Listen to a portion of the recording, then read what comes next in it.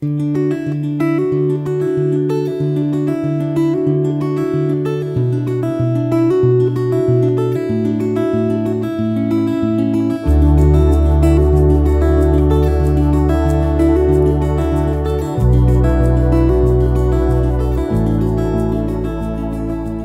reading begins in Genesis, chapter 37, starting in verse 1.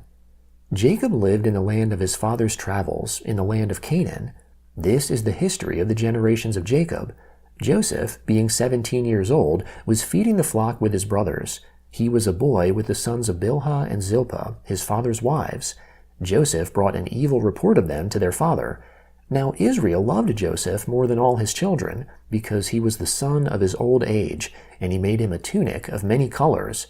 His brothers saw that their father loved him more than all his brothers, and they hated him, and couldn't speak peaceably to him. Joseph dreamt a dream, and he told it to his brothers, and they hated him all the more. He said to them, "Please hear this dream which I have dreamt. For, behold, we were binding sheaves in the field, and behold, my sheaf arose, and also stood upright, and behold, your sheaves came around, and bowed down to my sheaf." His brothers asked him, "Will you indeed reign over us? Will you indeed have dominion over us?" They hated him all the more for his dreams and for his words. He dreamt yet another dream, and told it to his brothers, and said, "Behold, I have dreamt yet another dream. And behold, the sun and the moon and 11 stars bowed down to me." He told it to his father and to his brothers. His father rebuked him, and said to him, "What is this dream that you have dreamt? Will I and your mother and your brothers indeed come to bow ourselves down to the earth before you?" His brothers envied him, but his father kept this saying in mind. His brothers went to feed their father's flock in Shechem. Israel said to Joseph, "Aren't your brothers feeding the flock in Shechem? Come, and I will send you to them." He said to him, "Here I am." He said to him, "Go now, see whether it is well with your brothers, and well with the flock, and bring me word again." So he sent him out of the valley of Hebron, and he came to Shechem. A certain man found him, and behold, he was wandering in the field. The man asked him, "What are you looking for?" He said, "I am looking for my brothers. Tell me, please, where they are feeding the flock." The man said, "They have left here, for I heard them say, 'Let's go to Dothan.'" Joseph went after his brothers, and found them in Dothan. They saw him afar off, and before he came near to them, they conspired against him to kill him. They said to one another, "Behold, this dreamer comes. Come now, therefore, and let's kill him, and cast him into one of the pits, and we will say, 'An evil animal has devoured him.' We will see what will become of his dreams."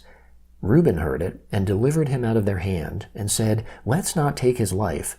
Reuben said to them, "Shed no blood. Throw him into this pit that is in the wilderness, but lay no hand on him, that he might deliver him out of their hand, to restore him to his father." When Joseph came to his brothers, they stripped Joseph of his tunic, the tunic of many colors that was on him, and they took him and threw him into the pit. The pit was empty, there was no water in it. They sat down to eat bread, and they lifted up their eyes and looked, and saw a caravan of Ishmaelites was coming from Gilead, with their camels bearing spices and balm and myrrh, going to carry it down to Egypt. Judah said to his brothers, "What profit is it if we kill our brother and conceal his blood? Come, and let's sell him to the Ishmaelites, and not let our hand be on him, for he is our brother, our flesh." His brothers listened to him. Midianites who were merchants passed by, and they drew and lifted up Joseph out of the pit, and sold Joseph to the Ishmaelites for 20 pieces of silver. The merchants brought Joseph into Egypt. Reuben returned to the pit, and saw that Joseph wasn't in the pit, and he tore his clothes. He returned to his brothers, and said, "The child is no more, and I, where will I go?" They took Joseph's tunic, and killed a male goat, and dipped the tunic in the blood. They took the tunic of many colors, and they brought it to their father, and said, "We have found this. Examine it now, and see if it is your son's tunic or not." He recognized it, and said, "It is my son's tunic. An evil animal has devoured him. Joseph is without doubt torn in pieces." Jacob tore his clothes, and put sackcloth on his waist, and mourned for his son many days. All his sons and all his daughters rose up to comfort him, but he refused to be comforted. He said, "For I will go down to Sheol to my son, mourning." His father wept for him.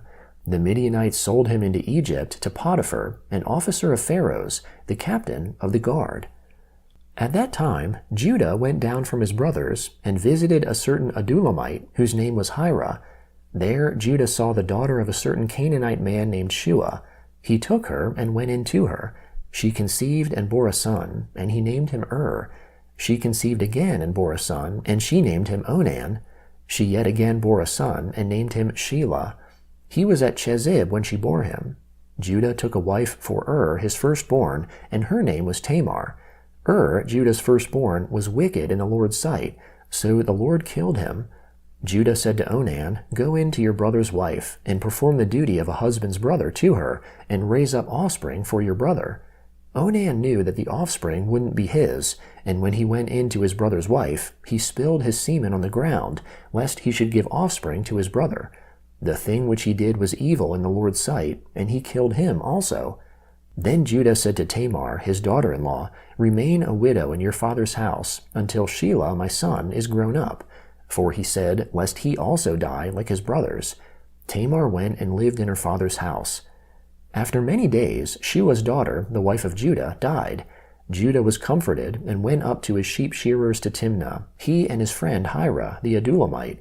Tamar was told, "Behold, your father-in-law is going up to Timnah to shear his sheep." She took off the garments of her widowhood, and covered herself with her veil, and wrapped herself, and sat in the gate of Enaim, which is on the way to Timnah, for she saw that Shelah was grown up, and she wasn't given to him as a wife. When Judah saw her, he thought that she was a prostitute, for she had covered her face.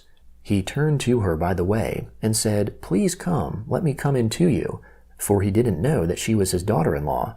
She said, "What will you give me, that you may come in to me?" He said, "I will send you a young goat from the flock." She said, "Will you give me a pledge until you send it?" He said, "What pledge will I give you?" She said, "Your signet and your cord, and your staff that is in your hand." He gave them to her, and came in to her, and she conceived by him. She arose and went away, and put off her veil from her, and put on the garments of her widowhood. Judah sent the young goat by the hand of his friend, the Adullamite, to receive the pledge from the woman's hand, but he didn't find her. Then he asked the men of her place, saying, "Where is the prostitute that was at Enaim by the road?" They said, "There has been no prostitute here." He returned to Judah and said, "I haven't found her." And also the men of the place said, "There has been no prostitute here." Judah said, "Let her keep it, lest we be shamed.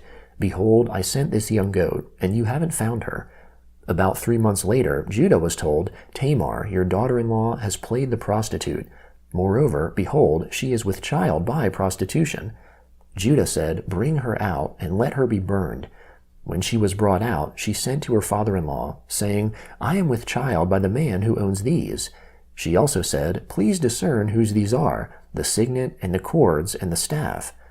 Judah acknowledged them, and said, "She is more righteous than I, because I didn't give her to Shelah my son." He knew her again no more. In the time of her travail, behold, twins were in her womb. When she travailed, one put out a hand, and the midwife took and tied a scarlet thread on his hand, saying, "This came out first." As he drew back his hand, behold, his brother came out, and she said, "Why have you made a breach for yourself?" Therefore his name was called Perez. Afterward his brother came out, who had the scarlet thread on his hand, and his name was called Zerah. The Gospel of Matthew, chapter 12, starting in verse 22. Then one possessed by a demon, blind and mute, was brought to him, that is, Jesus, and he healed him, so that the blind and mute man both spoke and saw. All the multitudes were amazed, and said, "Can this be the son of David?" But when the Pharisees heard it, they said, "This man does not cast out demons, except by Beelzebub, the prince of the demons." Knowing their thoughts, Jesus said to them, "Every kingdom divided against itself is brought to desolation, and every city or house divided against itself will not stand. If Satan casts out Satan, he is divided against himself. How then will his kingdom stand? If I, by Beelzebub, cast out demons, by whom do your children cast them out? Therefore they will be your judges. But if I, by the Spirit of God, cast out demons, then God's kingdom has come upon you.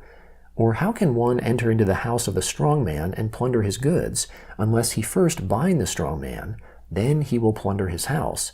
He who is not with me is against me, and he who doesn't gather with me scatters. Therefore I tell you, every sin and blasphemy will be forgiven men, but the blasphemy against the Spirit will not be forgiven men. Whoever speaks a word against the Son of Man, it will be forgiven him. But whoever speaks against the Holy Spirit, it will not be forgiven him, either in this age or in that which is to come. Either make the tree good and its fruit good, or make the tree corrupt and its fruit corrupt, for the tree is known by its fruit. You offspring of vipers, how can you, being evil, speak good things? For out of the abundance of the heart the mouth speaks. The good man out of his good treasure brings out good things, and the evil man out of his evil treasure brings out evil things.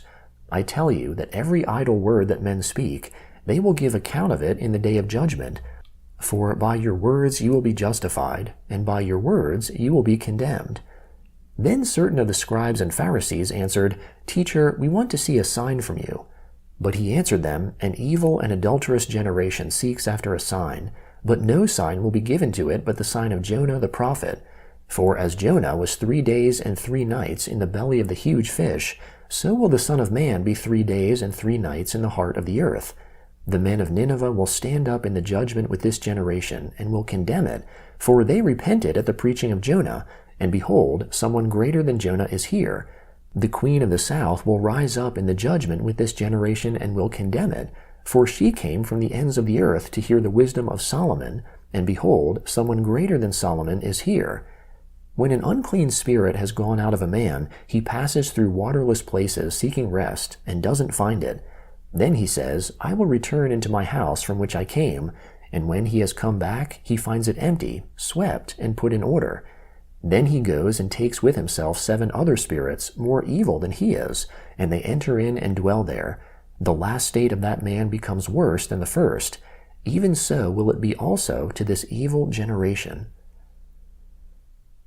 Psalm 16, beginning in verse 1. Preserve me, God, for I take refuge in you. My soul, you have said to the Lord, You are my Lord. Apart from you I have no good thing.